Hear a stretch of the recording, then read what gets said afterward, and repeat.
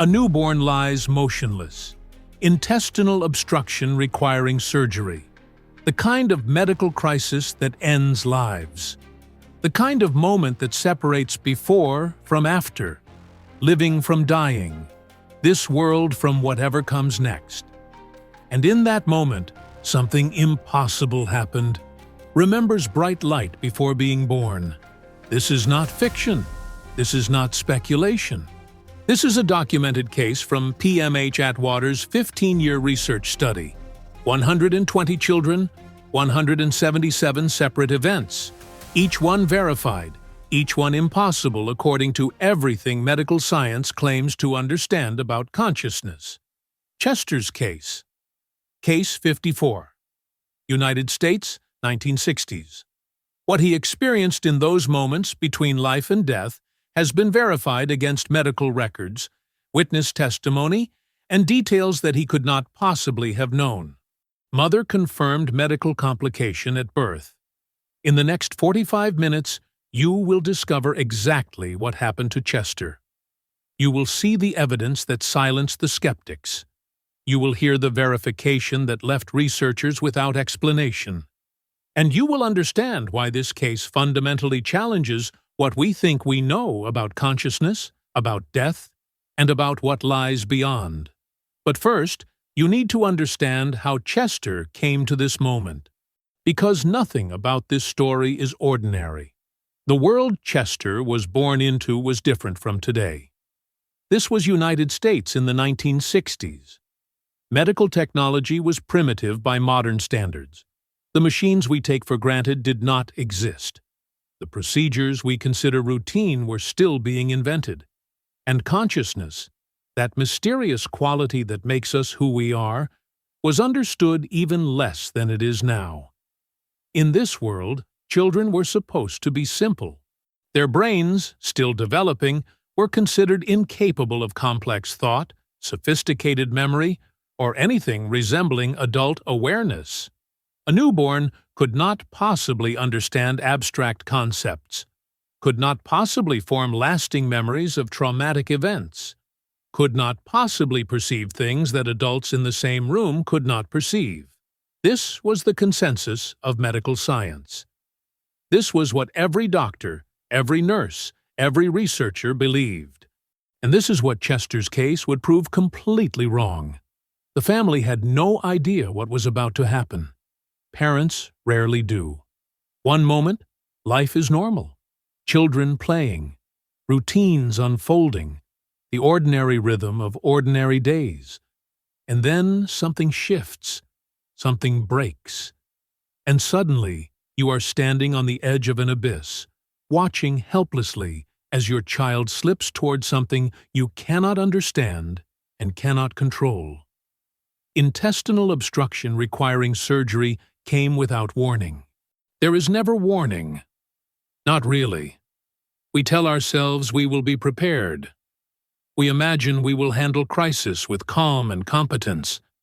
But when it happens, when your child's life hangs in the balance, all those preparations dissolve into pure, primal terror.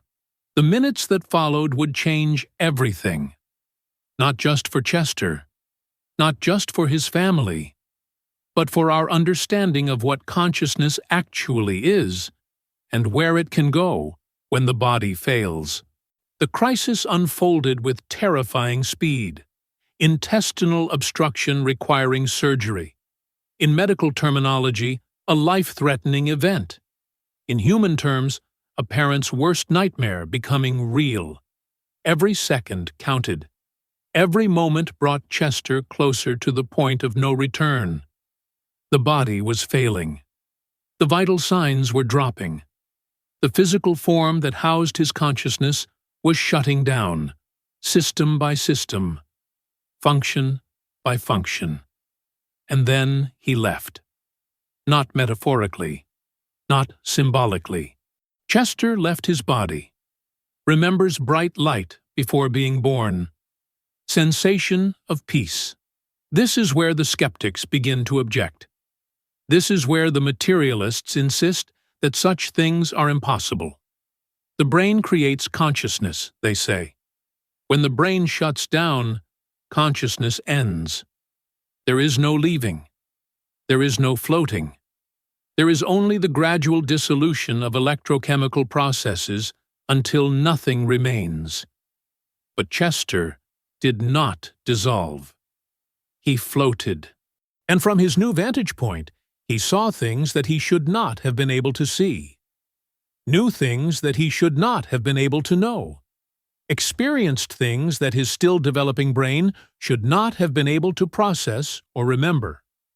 If you are finding this account as compelling as I am, take a moment right now to hit that subscribe button and turn on notifications.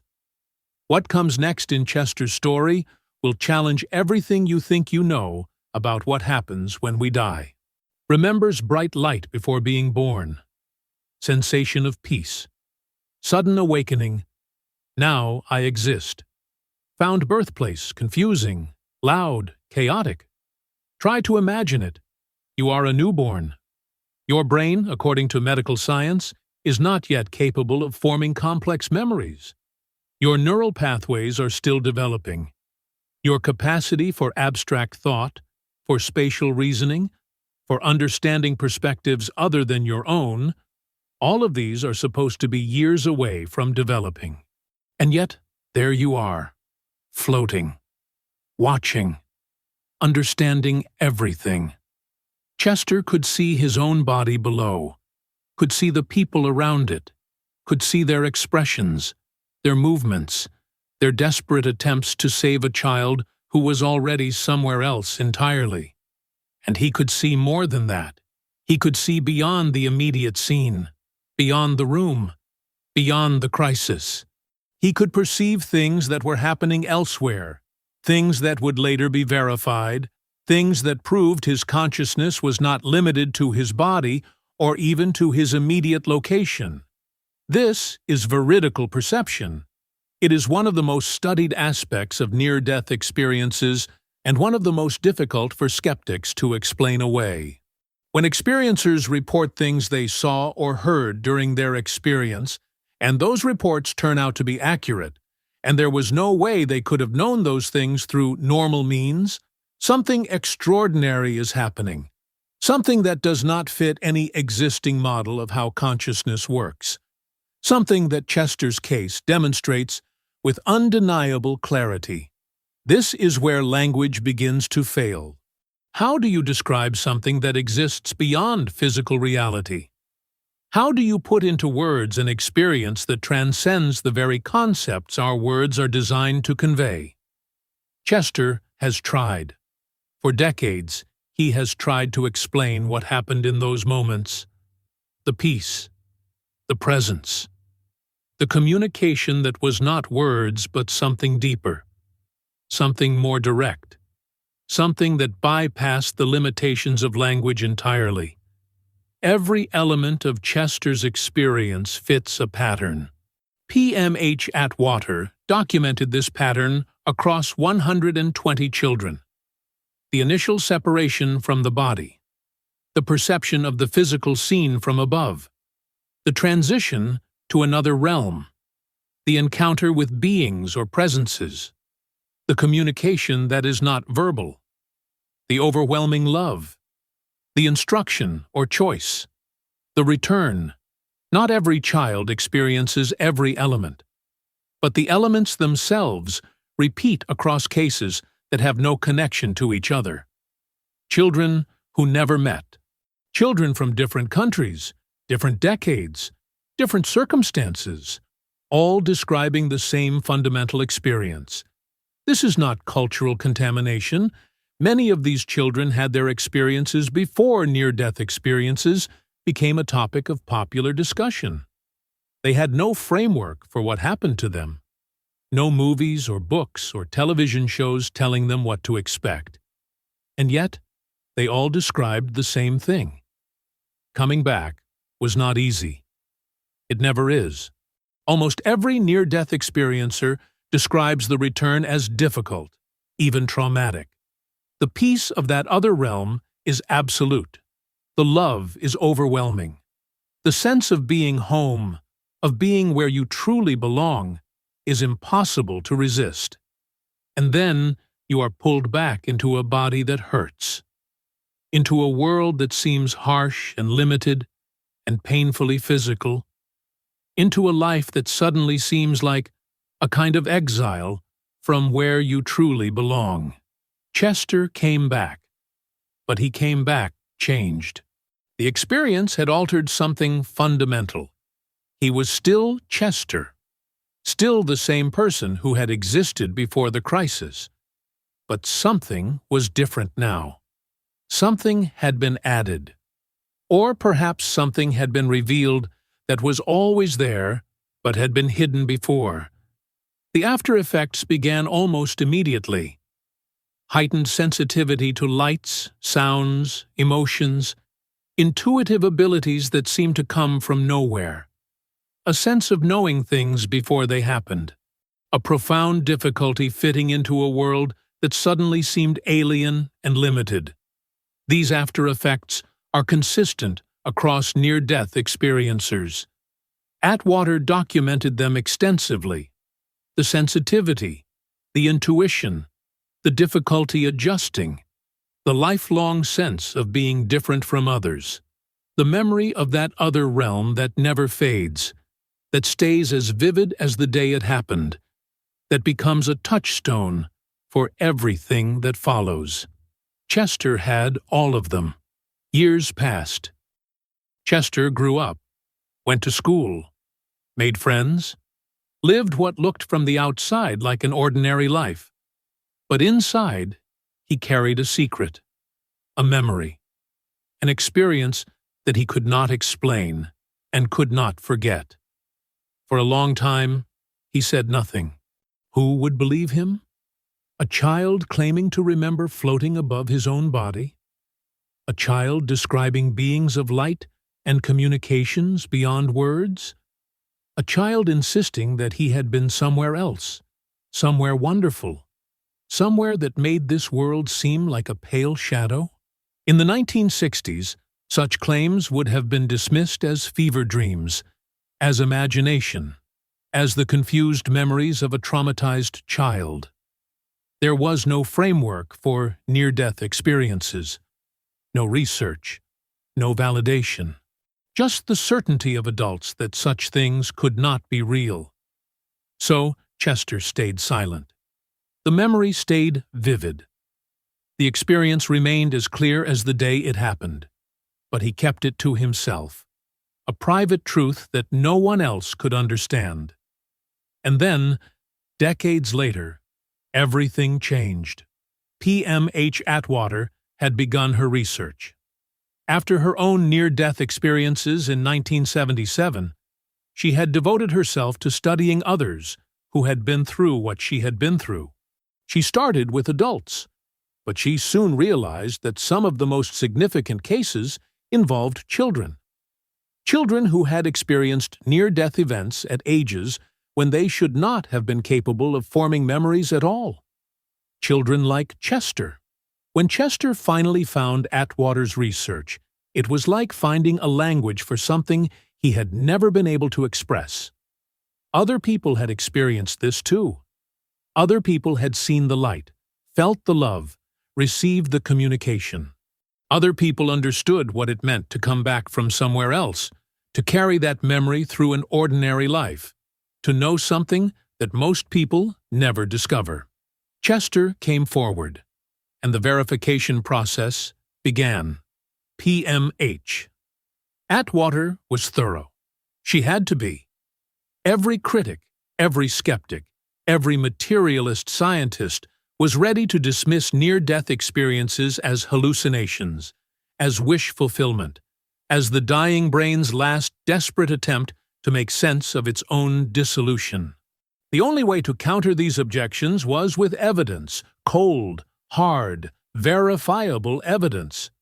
For Chester's case, that meant tracking down every possible source of confirmation: medical records, witness testimony, details that could be checked against external reality. The verification was extensive. Every detail Chester remembered was checked against available evidence. The timeline? the location, the specific perceptions, the things he saw while supposedly unconscious, the things he knew that he should not have been able to know. And everything checked out. Mother confirmed medical complication at birth. Surgery performed immediately after birth. Chester described procedure accurately years later. This is the part that skeptics cannot explain away. It is easy to dismiss near-death experiences as hallucinations when they cannot be verified. It is easy to claim that experiencers are simply imagining things, or misremembering, or unconsciously creating narratives to make sense of trauma. But when the experiencer describes things they could not have seen, and those descriptions turn out to be accurate, the hallucination theory collapses. When a newborn describes the scene of his own medical crisis from a perspective he could not have had, and that description matches what witnesses remember, something real happened. When details that were never shared with the child turn out to be exactly what the child reported, the imagination theory fails. Chester's case was verified. Not completely, because complete verification of subjective experience is impossible, but as thoroughly as any such case can be verified. Every checkable detail was checked. Every accessible record was accessed. Every available witness was interviewed. And the conclusion was inescapable. Chester experienced something real, something that happened outside his body, something that included perceptions of the physical world that were accurate, something that cannot be explained by any current model of how consciousness works. What does Chester's case mean for science? The implications are profound. If consciousness can exist outside the body, even temporarily, even in extreme circumstances, then consciousness is not simply what the brain does. It is something more, something that can separate from physical form, something that can perceive without eyes, understand without a fully developed brain, remember without the neural structures that are supposedly required for memory. This challenges materialism at its core. The materialist view, the view that dominates modern neuroscience, holds that consciousness is entirely produced by the brain. When the brain dies, consciousness ends. There is no self without the physical substrate that generates it. But Chester's experience, and the experiences of thousands of others like him, suggests otherwise. During the crisis, Chester's brain was compromised. The physical organ that supposedly produces consciousness was failing. And yet consciousness continued to perceive, continued to understand, continued to form memories that would persist for decades. How?